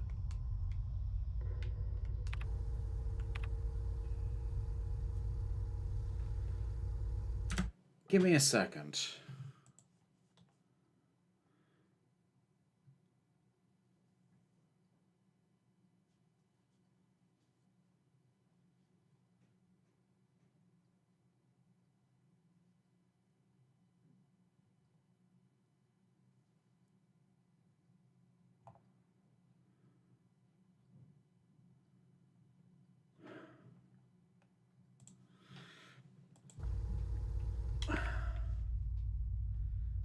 It's been a while since I started. I can't remember if this was exactly how it began. I feel like it is.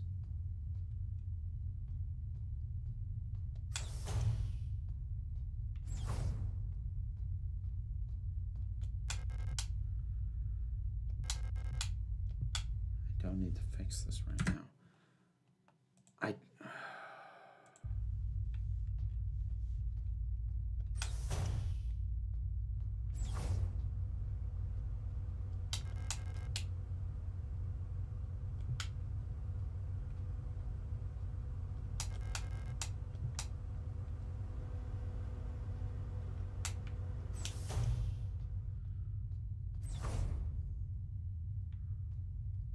The fuck?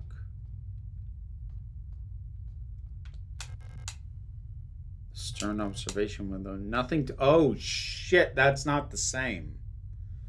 I'm pretty sure that's not the same. It's been long enough that I don't know. I don't know.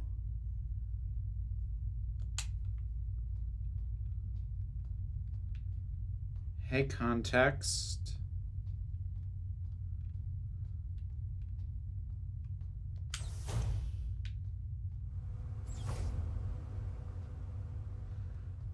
Possibly context. I'm trying to figure that out. That, like, the thing is, it's been long enough since I started the game that I don't remember exactly how it started.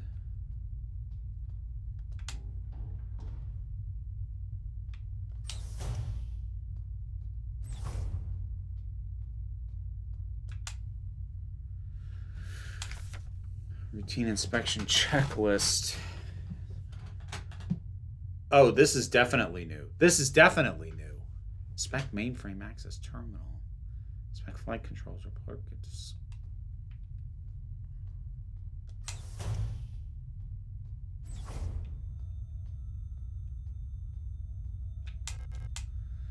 The emergency cryonic hibernation unit in case of medical emergency. That cannot be treated on board. All systems nominal. I hope we never need to use this. So that's...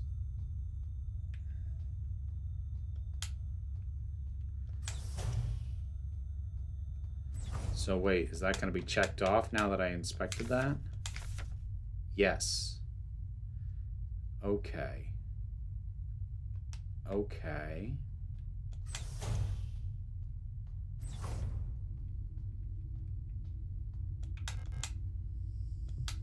No leaks. Okay.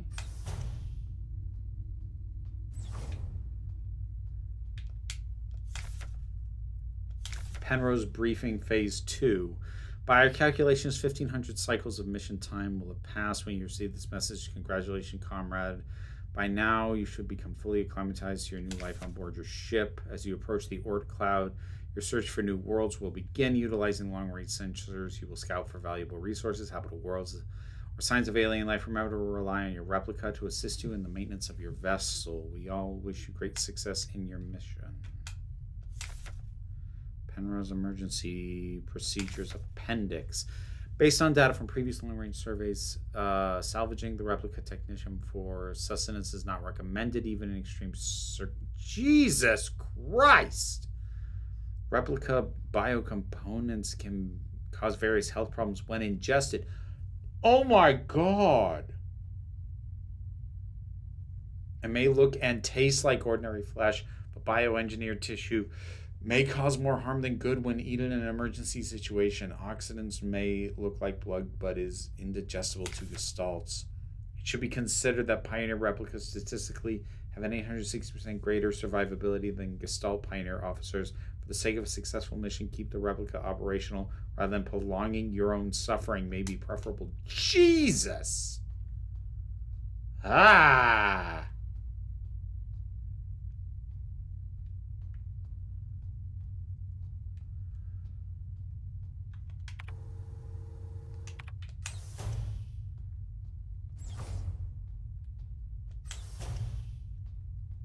It's nice to have the map back.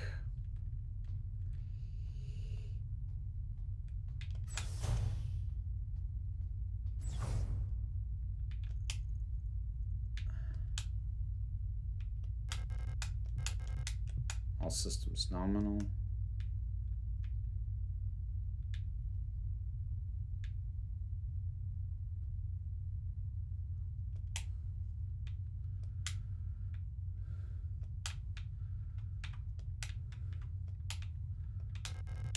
Starboard control panel, all systems green.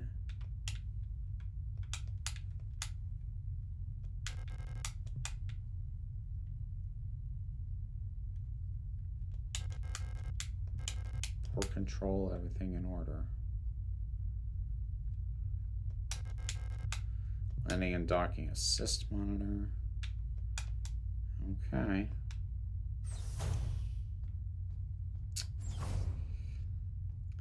I shouldn't have started this. I really would love a save point, because I need to wrap up in a few minutes. Running out of ochre paint. Elster laughed when I told her. Now I have to mix it myself. So annoying. I still haven't read a whole bunch of those manuals. I feel like they gave me enough to read for the rest of my life. Most of them are boring technical manuals anyway. They could have given us more films to watch instead. Half of them are war films, which Elster doesn't like. The other half are kitschy propaganda dramas.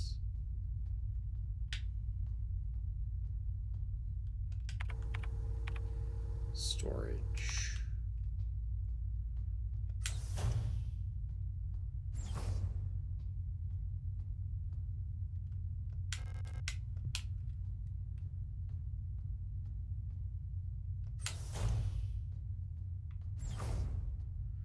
I mean, it was fleshy, Beat Master, for sure.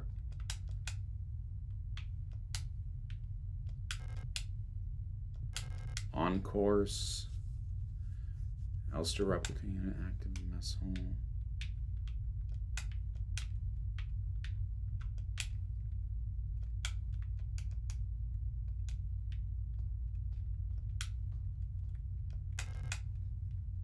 Sealed envelope among the documents says classified replica information for Gestalt officers only. It's unopened.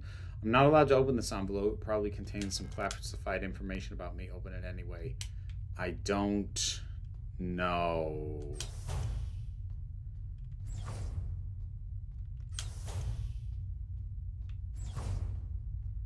Possibly.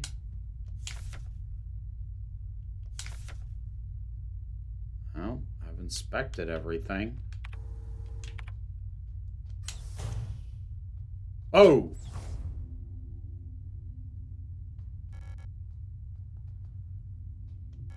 Elster, you're up.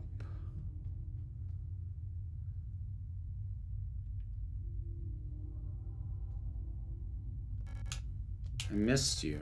I missed you too. It's our 3000th cycle anniversary. We'll be getting the updated mission parameters later, so I thought it'd be nice to celebrate. Let me put on some music.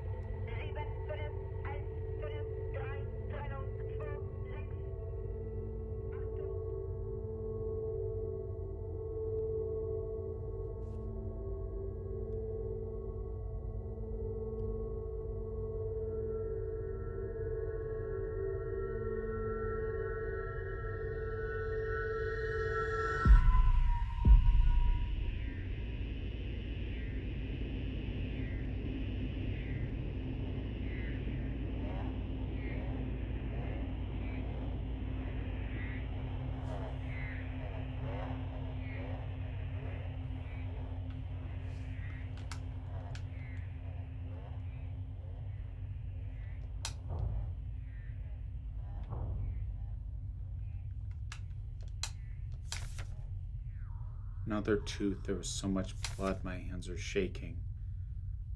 Why is my hair falling out? I can't sleep. I just want to sleep. Let me sleep.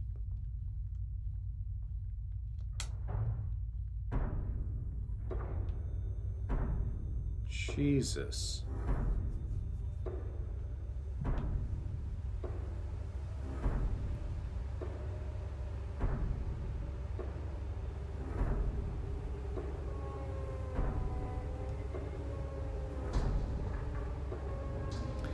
Oh, shit. Okay. God damn.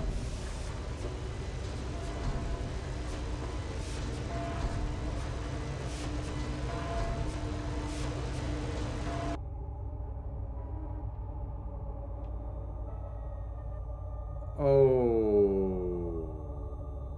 Compartmentalizing trauma?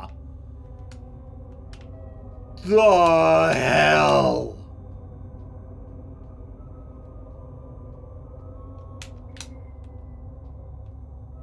The actual fuck? Can I get a save room, please?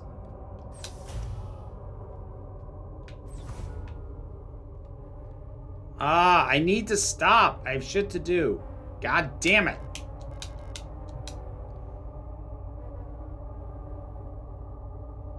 Give me a save room. I am begging you.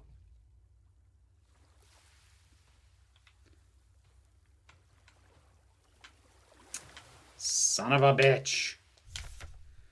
Those who sing the same song have heard it in their dreams. A dark tone at the edge of hearing a silent voice whispering to my heart, "Come join us. Together we will be eternal. There is no escape. We will be one. But I fear the dark sea that will swallow me."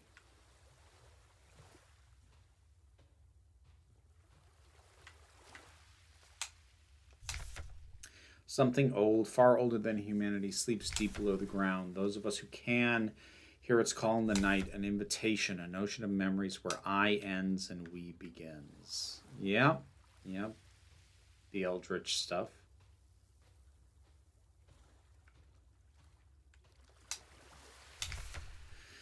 Great holes secretly are digged where Earth's whores ought to suffice, and things have learnt to walk that ought to crawl. I've heard that somewhere before. We should have never left the primordial soup. Only through death can I escape the call of the one who rules above all life.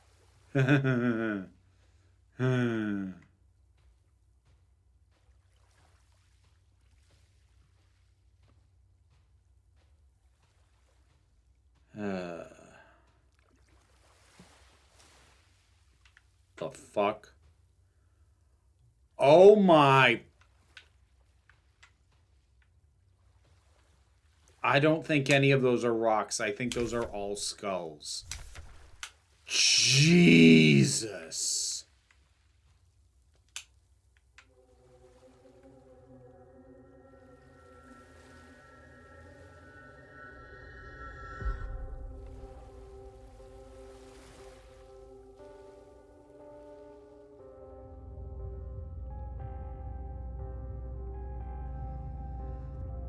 Okay.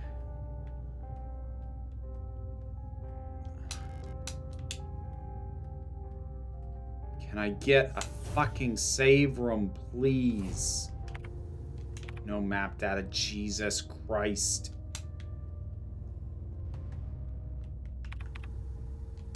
No equipment. Give me a fucking save room. I'm begging you.